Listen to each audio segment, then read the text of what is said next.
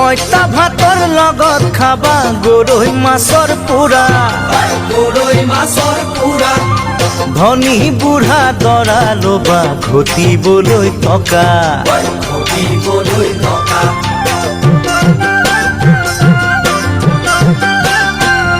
ঐ পইতা ভাতৰ লগত খাবা গৰৈ মাছৰ পোৰা, গৰৈ মাছৰ পোৰা।